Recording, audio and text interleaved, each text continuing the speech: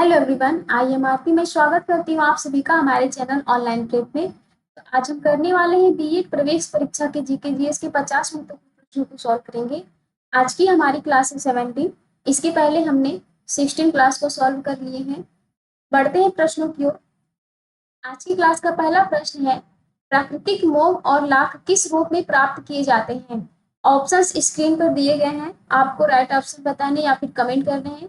Options में है ए petroleum उत्पाद, बी जंगली पौधों के रेजिन, सी चीनी उत्पाद के उपोत्पाद या फिर डी कीड़ों के स्राव। तो प्राकृतिक मोम और लाख जो प्राप्त होते हैं वो कीड़ों के स्राव से प्राप्त होते हैं। तो राइट आंसर होगा डी। अगला प्रश्न है, इससे पहले हम आपको बताते चले, यदि आपने हमारी पेड कोर्सेज ज्वाइन नहीं किया है तो आप हमारे ऐप ऑनलाइन प्रेप को ज्वाइन कर सकते हैं। और प्रीवियस ईयर एग्जाम में जो प्रीवियस ईयर पेपर होते हैं बहुत ही इंपॉर्टेंट होते हैं। तो आप हमारी वेबसाइट onlineprepcu.in पर जाकर उसे व्यू करके परचेज कर सकते हैं। बढ़ते हैं अगले प्रश्न की ओर। अगला प्रश्न है सेकंड, जापान की करेंसी क्या कहलाती है। ऑप्शंस में है ए येन, बी डॉलर, सी पॉन्ड या फिर डी लीरा। तो जापान की करेंसी कहलाती है येन। तो राइट ऑप्शन होगा ए। अगला प्रश्न देखते हैं। अगले प्रश्न में है, अस्वच्छ सार्वजनिक मूत्रालयों के नजदीक एक खास तरह की गैस की बू आती है, यह गैस कौन सी होती है।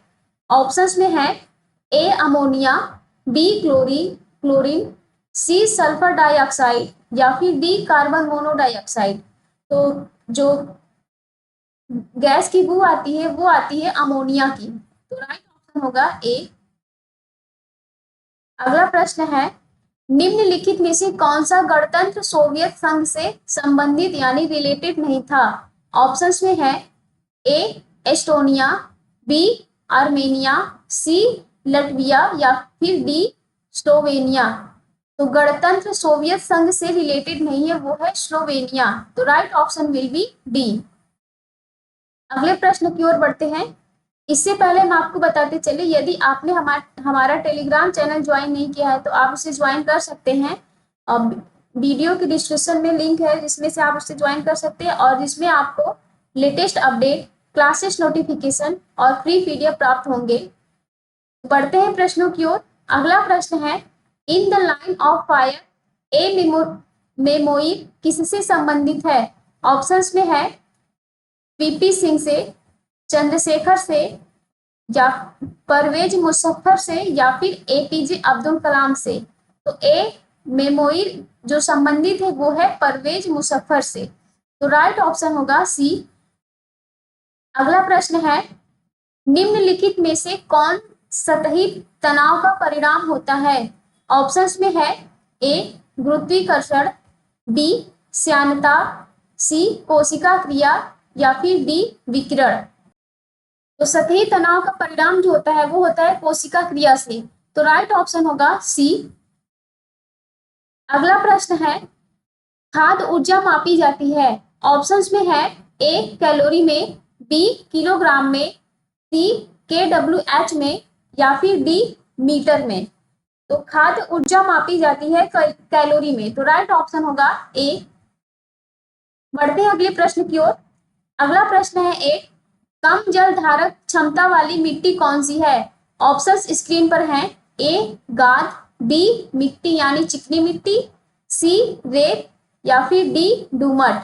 तो कम जल धारक वाली जो मिट्टी होती है वो होती है रेत। तो राइट ऑप्शन होगा सी। अगला प्रश्न देखते हैं। अगले प्रश्न में है, दूध में एक विशेष तरह की चीनी होने के कारण मीठा स्वाद आता है, जबकि उस दूध से तैयार किए गए दही का स्वाद खट्टा होता है। इस परिवर्तन में इनमें से किसका परिवर्तन निहित होता है। ऑप्शंस स्क्रीन पर हैं। सुक्रोज का सॉक्सिनिक अम्ल से, ग्लूकोज का ग्लूटेमाइन में, फ्रक्टोज का फुमेरिक अम्ल में या फिर लैक्टोज का लैक्टेज अम्ल में। तो चीनी होने के कारण मीठा स्वाद आता है, जबकि दूध से तैयार किए गए दही का स्वाद खट्टा होता है, वो होता है लैक्टोज और लैक्टिक अम्ल के कारण। तो राइट ऑप्शन होगा डी। अगला प्रश्न देखते हैं। अगले प्रश्न में है, एक गैस का आयतन उसके दबाव के व्युत्क्रमी अनुपात यानी इनवर्सली प्रोपोर्शनल में होता है। इस नियम का नाम क्या है? ऑप्शंस में है ए बायल का नियम, बी चार्ल्स का नियम, सी डाल्टन का नियम या फिर डी केपलर का नियम। तो इनवर्सली प्रोपोर्शनल में जो होता है वो होता है बायल का नियम। तो राइट ऑप्शन विल बी ए। अगला प्रश्न है, वे अणु या परमाणु जो धन और ऋण चार्ज लेते हैं कहलाते हैं। ऑप्शंस में है आइसोटोप्स, आइसोबार्स, आइसोमर्स या फिर आयंस। वे अणु या परमाणु जो धन या ऋण चार्ज लेते हैं वे कहलाते हैं आयंस। तो right option will B D. अगले प्रश्न की ओर बढ़ते हैं। अगला प्रश्न है 12, लौह की चादर पर जिंक चढ़ाने की क्रिया क्या कहलाती है? ऑप्शंस में है A de rusting, B electroplating, C galvanization, D vulcanization. लौह की चादर पर जिंक चढ़ाने की जो क्रिया होती है वो होती है सी गैल्वेनाइजेशन। तो राइट ऑप्शन होगा सी। अगला प्रश्न है, हर वर्ष 1 दिसंबर को किस रूप में मनाया जाता है? ऑप्शन स्क्रीन पर है, विश्व आवास दिवस, विश्व बाल दिवस, विश्व एड्स दिवस या फिर संयुक्त राष्ट्र की वर्षगांठ। तो हर वर्ष 1 दिसंबर को मनाया जाता है विश्व एड्स दिवस। तो right option will be C. Previous year exam में दिवस से रिलेटेड भी हर बार क्वेश्चन पूछे गए हैं, इसको आप लोग ध्यान में रखते हुए क्वेश्चन सॉल्व करेंगे। बढ़ते हैं अगले प्रश्न की ओर। अगला प्रश्न है, जल जिसमें कैल्शियम या मैग्नीशियम के घुलनशील लवण होते हैं कहलाता है। ऑप्शंस में है ए कठोर जल, बी भारी जल, सी लवणी जल या फिर डी मृदु जल। तो कैल्शियम या मैग्नीशियम के घुलनशील लवण कहलाते हैं भारी जल। तो right option will be B. अगला प्रश्न है, अस्वच्छ सार्वजनिक मूत्रालयों के नजदीक एक खास तरह की गैस की बू आती है, यह गैस कौन सी होती है? ऑप्शंस स्क्रीन पर दिया गया है जिसमें से आपको कमेंट करना है या फिर राइट आंसर चूज करने हैं। ऑप्शंस में है A ammonia, B chlorine, C sulphur dioxide या फिर डी कार्बन मोनोडाइऑक्साइड। तो अस्वच्छ सार्वजनिक मूत्रालयों के नजदीक से जो एक गैस की बू आती है वो गैस होती है अमोनिया। तो राइट ऑप्शन विल बी ए। अगला प्रश्न है, निम्नलिखित में से कौन सा गणतंत्र सोवियत संघ से संबंधित यानी रिलेटेड नहीं था? ऑप्शंस में है ए एस्टोनिया, बी आर्मेनिया, सी लटविया या फिर डी स्लोवेनिया। तो गणतंत्र सोवियत संघ से रिलेटेड नहीं था, वो है स्लोवेनिया। तो right option will B D. अगला प्रश्न है, इससे पहले हम आपको बताते चलिए, यदि आपने हमारा टेलीग्राम चैनल ज्वाइन नहीं किया है तो आप हमारे वीडियो के डिस्क्रिप्शन में जाकर टेलीग्राम चैनल ज्वाइन कर सकते हैं, जिसमें आपको लेटेस्ट अपडेट, क्लासेस नोटिफिकेशन और फ्री पीडीएफ प्राप्त होंगे। तो बढ़ते हैं प्रश्नों की ओर। अगला प्रश्न है, in the line of fire a memorial किससे संबंधित है? ऑप्शंस में है ए वीपी सिंह से, बी चंद्रशेखर से, सी परवेज मुशर्रफ से या फिर डी एपीजे अब्दुल कलाम से। तो in the line of fire a memorial जो संबंधित है वो है परवेज मुशर्रफ से। तो right option will be C. अगला प्रश्न है 6, निम्नलिखित में से कौन सतही तनाव का परिणाम होता है? ऑप्शंस में है गुरुत्वीकर्षण, श्यानता, कोशिका क्रिया या फिर विकिरण। तो सतही तनाव का परिणाम होता है कोशिका क्रिया। तो राइट ऑप्शन होगा सी। अगला प्रश्न है, खाद्य ऊर्जा मापी जाती है। ऑप्शंस में है ए कैलोरी में, बी किलोग्राम में, सी KWH में या फिर डी मीटर में।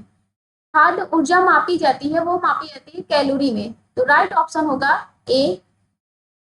बढ़ते हैं अगले प्रश्न की ओर। अगला प्रश्न है, कम जल धारक क्षमता वाली मिट्टी कौन सी होती है? ऑप्शंस में है ए गाल, बी मिट्टी यानी चिकनी मिट्टी, सी रेत या फिर डी डूमट। तो कम जल धारक क्षमता वाली मिट्टी है वो है रेत। तो right option will be C. अगला प्रश्न देखते हैं। अगले प्रश्न में है, दूध में एक विशेष तरह की चीनी होने के कारण मीठा स्वाद आता है, जबकि उस दूध से तैयार किए गए दही का स्वाद खट्टा होता है। इस परिवर्तन में इनमें से किसका परिवर्तन निहित होता है? ऑप्शंस स्क्रीन पर दिए गए हैं, जिसमें से आपको कमेंट करने या फिर आंसर चूज करने हैं।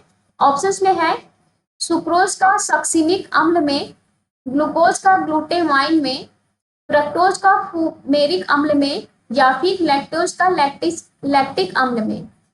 तो दूध में एक विशेष तरह की चीनी होने के कारण मीठा स्वाद, जबकि उसी दूध को दही बनने पर खट्टा स्वाद आता है। इसका जो परिवर्तन निहित होता है वो होता है लैक्टोज का लैक्टिक अम्ल में। तो राइट ऑप्शन होगा डी। अगला प्रश्न देखते हैं। अगला प्रश्न में है एक गैस का आयतन उसके दबाव के व्युत्क्रमी अनुपात यानी इनवर्सली प्रोपोर्शनल में होता है। इस नियम का नाम क्या है? ऑप्शंस में है बायल का नियम, चार्ल्स का नियम, डाल्टन का नियम, या फिर केपलर का नियम। तो इनवर्सली प्रोपोर्शनल में जो होता है इस नियम का नाम है बायल्स का नियम।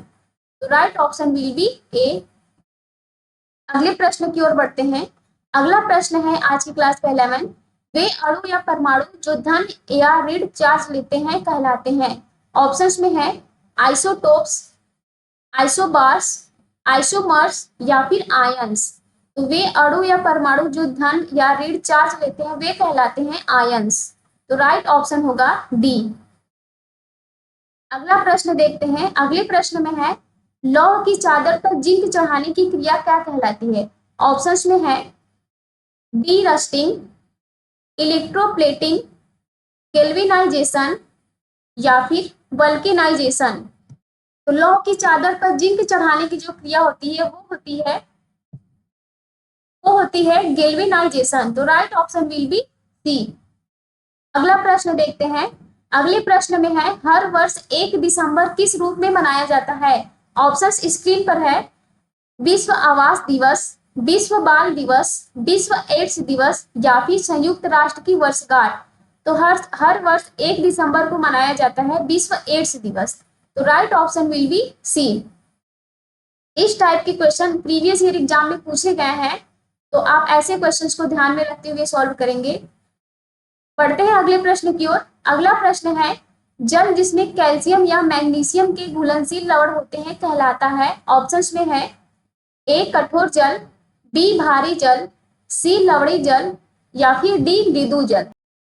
तो जल में जिसमें कैल्शियम या मैग्नीशियम के घुलनशील लवण होते हैं वो कहलाते हैं ए कठोर जल। तो राइट ऑप्शन विल बी ए। पढ़ते हैं अगले प्रश्न की ओर। अगला प्रश्न है आज की क्लास का 15, जिसमें है making of the Mahatma film का निर्देशक कौन है? ऑप्शंस में है रिचार्ड एटनबरो, गिरीश कर्नाड, मधुर गोपाल कृष्णन, या फिर श्याम बेनेगल। तो making of the Mahatma film का निर्देशक है श्याम बेनेगल। तो right option will B D. अगले प्रश्न की ओर बढ़ते हैं। अगला प्रश्न है आज की क्लास का 16। अहमदाबाद हवाई अड्डे का नामकरण किस प्रसिद्ध राष्ट्रीय नेता के नाम पर किया गया है? ऑप्शंस में है मोरारजी देसाई, कस्तूरबा गांधी, सरदार वल्लभ भाई पटेल, या फिर डॉक्टर जीवराज मेहता। तो अहमदाबाद हवाई अड्डे का नामकरण किया गया सरदार वल्लभ भाई पटेल के नाम पर। तो राइट ऑप्शन होगा सी। बढ़ते हैं अगले प्रश्न की ओर। अगला प्रश्न है रासायनिक तत्वों के दूसरे तत्वों से योग करने की क्षमता का पता लगाया जाता है। ऑप्शंस में है परमाणु भार से, परमाणु नंबर से, तुल्यांक भार से, या फिर संयोजकता से। तो रासायनिक तत्वों के दूसरे तत्वों से योग करने की क्षमता का पता लगाया जाता है उसकी संयोजकता से। तो राइट ऑप्शन होगा डी। देखते हैं अगले प्रश्न को। अगला प्रश्न है रसोई गैस यानी एलपीजी मुख्यतः डैश होती है। ऑप्शंस में है एसिटिलीन, कार्बन मोनोऑक्साइड व हाइड्रोजन का मिश्रण, मीथेन, या फिर पेट्रोल। तो रसोई गैस यानी एलपीजी में होता है मीथेन एवं प्रोपेन। तो इस प्रश्न का राइट ऑप्शन होगा सी। पढ़ते हैं अगले प्रश्न की ओर।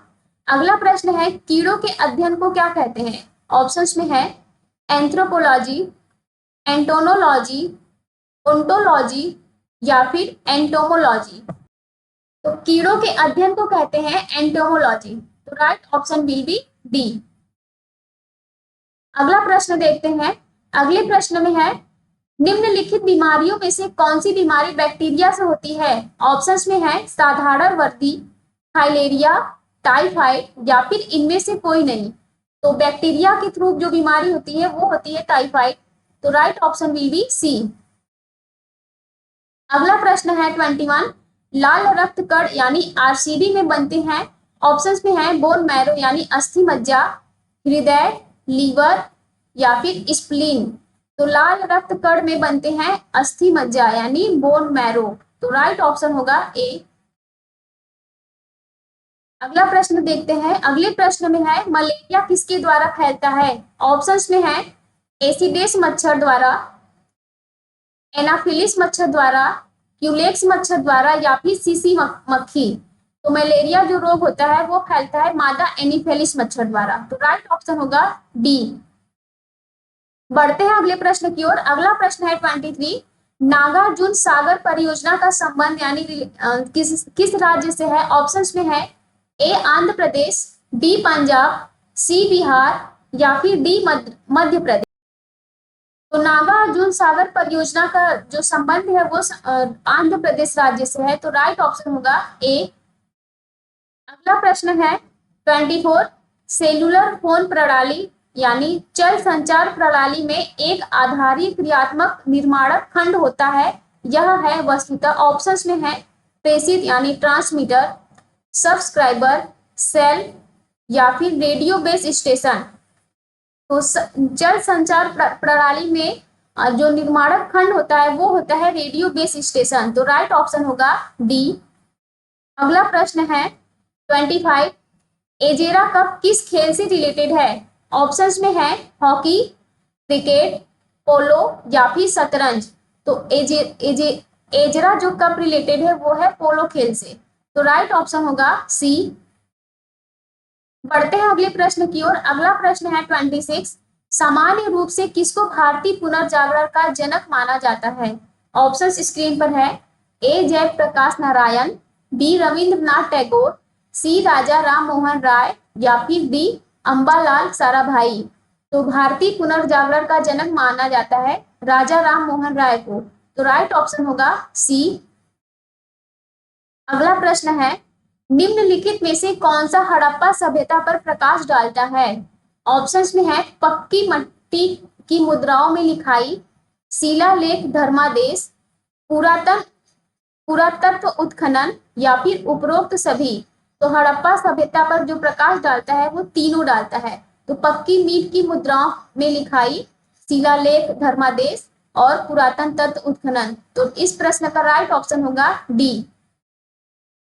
अगला प्रश्न देखते हैं। अगले प्रश्न में है, अशोक के धम्म की इनमें से किस रूप में व्याख्या की जानी चाहिए? ऑप्शंस में है सामाजिक उत्तरदायित्व का दृष्टिकोण, बौद्ध धर्म का पर्यायवाची, सम्राट की बौद्ध संघ के प्रति बौद्ध उपासक के रूप में उद्घोषणाएं या फिर औपचारिक धार्मिक विश्वासों द्वारा प्रेरित अच्छे कार्यों के परिणाम स्वरूप होने वाली करुणा। अशोक के धम्म में जो व्याख्या की जानी चाहिए वो है सामाजिक उत्तरदायित्व का दृष्टिकोण। तो राइट ऑप्शन होगा ए। अगला प्रश्न देखते हैं। अगले प्रश्न में है, निम्नलिखित में से किसने यह कहा था स्वराज्य मेरा जन्मसिद्ध अधिकार है और मैं इसे लेकर रहूंगा? ऑप्शंस स्क्रीन पे दिए गए हैं। दादा भाई नौरोजी, अरविंद घोष, गोपाल कृष्ण गोखले या फिर बाल गंगाधर तिलक। तो यह कथन स्वराज्य मेरा जन्मसिद्ध अधिकार है और मैं इसे लेकर रहूंगा वो कहे थे बाल गंगाधर तिलक। तो राइट ऑप्शन होगा डी। अगला प्रश्न है 30, जिसमें प्रस्तर युग के लोगों के पास कौन से पहले घरेलू पशु थे? ऑप्शंस में है कुत्ते, घोड़े, भेड़े या फिर गधे। तो प्रस्तर युग के लोगों के पास जो पहले घरेलू पशु थे वो थे कुत्ते। तो राइट ऑप्शन होगा ए। बढ़ते हैं अगले प्रश्न की ओर। अगला प्रश्न है 31, ग्रांड ट्रंक रोड किसने बनवाई थी? ऑप्शंस में है अकबर, अशोक, शेर शाह सूरी या फिर समुद्रगुप्त। तो ग्रांड ट्रक रोड का निर्माण जो किए थे वो किए थे शेरशाह सूरी। तो राइट ऑप्शन होगा सी। बढ़ते हैं अगले प्रश्न की ओर। अगला प्रश्न है दांडी यात्रा इनमें से किसके विरुद्ध किया गया सत्याग्रह था? ऑप्शंस में है अस्पृश्यता, नमक कर, मद्य निषेध यानी नशाबंदी, या फिर बाल विवाह। तो दांडी यात्रा किया गया था नमक कर के विरुद्ध। तो राइट ऑप्शन होगा बी। अगला प्रश्न है 33। स्वराज पार्टी स्थापित करने वाले नेताओं में से एक नेता कौन था? ऑप्शंस में है महात्मा गांधी, डी.जी. तिलक, के कामराज, या फिर चितरंजन दास। तो स्वराज पार्टी स्थापित करने वाले नेताओं में से एक नेता थे, वो है चितरंजन दास।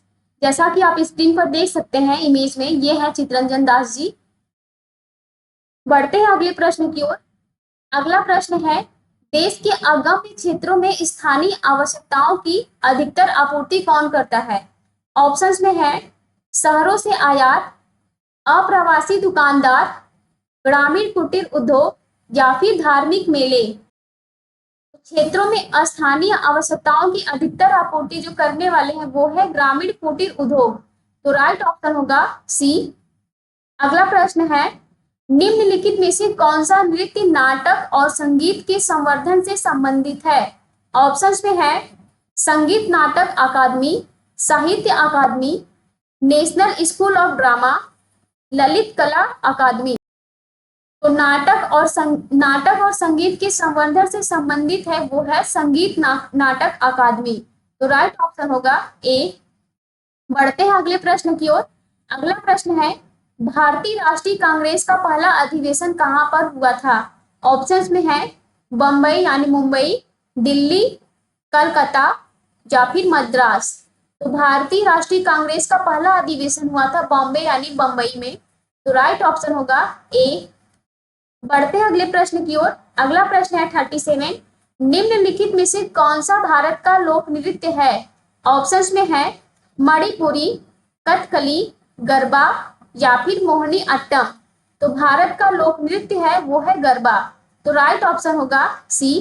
प्रीवियस ईयर एग्जाम में लोक नृत्य से भी रिलेटेड क्वेश्चंस पूछे गए हैं। तो आप यदि ऐसे प्रश्नों को सॉल्व करते हैं तो आप इतने एग्जाम में अच्छे नंबर गेन कर पाएंगे। तो बढ़ते हैं अगले प्रश्न की ओर। अगला प्रश्न है 38। एकीकृत और समन्वित रेल और सड़क तंत्र से किसी देश के आर्थिक विकास में इनमें से किसको जोड़कर सहायता मिलती है? ऑप्शंस में है उत्पादन के केंद्रों को उपभोक्ता केंद्रों के साथ, जिला मुख्यालयों को गांवों के साथ, पत्तनों को पृष्ठभूमि के साथ, या फिर राष्ट्रीय राजधानी से राज्यों की राजधानियों को। इस प्रश्न का राइट ऑप्शन होगा ए उत्पादन के केंद्रों को उपभोक्ता केंद्रों के साथ। तो बढ़ते हैं अगले प्रश्न की ओर। अगला प्रश्न है 39। कौन सा वर्ग भारतीय राष्ट्रीय आंदोलन से प्राय अलग रहा और जिसने उसमें सबसे कम भाग लिया? ऑप्शंस में है पूंजीपति, किसान, सरकारी नौकर, या फिर रियासतों के राजे राजवाड़े। तो भारतीय राष्ट्रीय आंदोलन से प्राय अलग रहा और जिसमें कम भाग लिए वो थे रियासतों के राजे राजवाड़े। तो राइट ऑप्शन होगा डी। अगला प्रश्न देखते हैं। अगला प्रश्न है 40।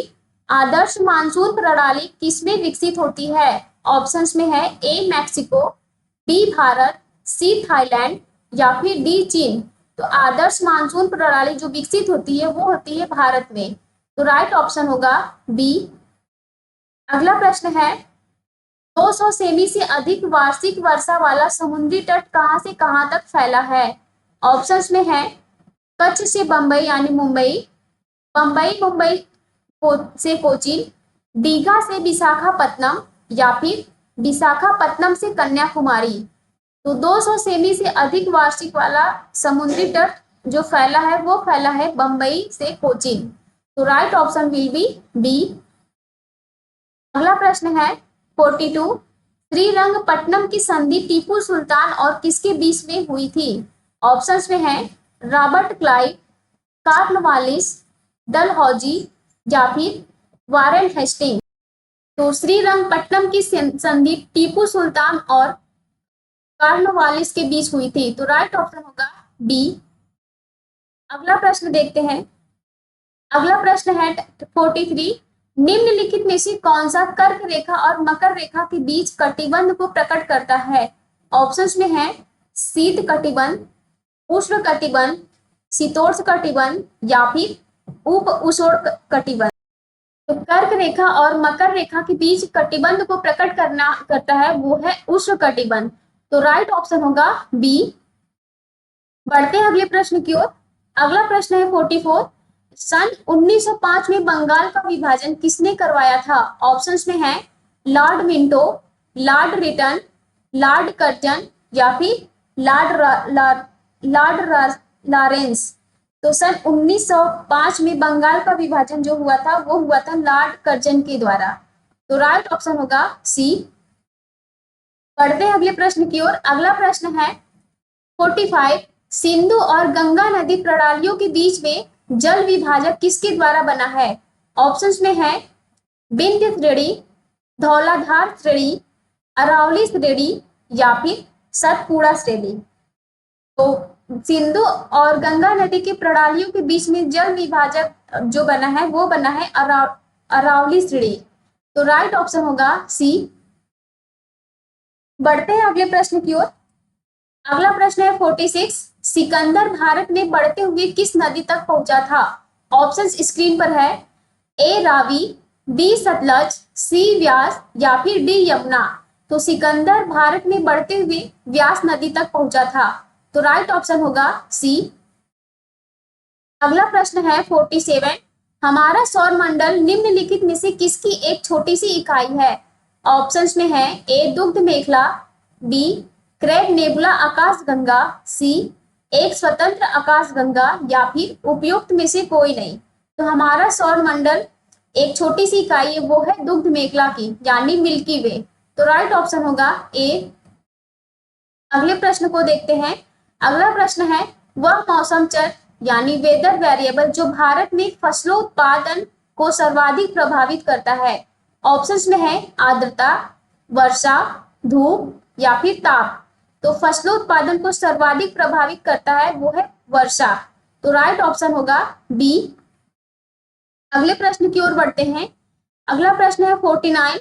सुगम योजना का उद्देश्य क्या है? ऑप्शंस में है गंगा के जल को प्रदूषक मुक्त बनाना, विकलांगों के कल्याण में वृद्धि, संगम क्षेत्र को पर्यटक स्थल के रूप में विकसित करना या फिर हिंदू समाज के विभिन्न वर्गों को समेकित करना। तो सुगम योजना का जो पर्पज है वो है विकलांगों के कल्याण में वृद्धि। तो राइट ऑप्शन होगा बी। बढ़ते हैं अगले प्रश्न की ओर।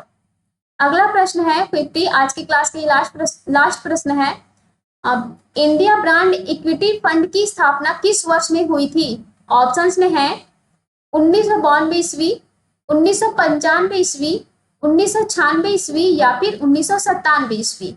तो IBEF यानी इंडिया ब्रांड इक्विटी फंड की स्थापना जो हुई थी वो हुई थी 1996। तो राइट ऑप्शन होगा सी। उम्मीद करते हैं आप सभी को आज की क्लास बहुत ही अच्छी लगी होगी और आप लोगों के लिए बहुत ही हेल्पफुल रहा होगा। तो मिलते हैं ऐसे ही इंपॉर्टेंट प्रश्न और सेट के साथ अगले क्लास में।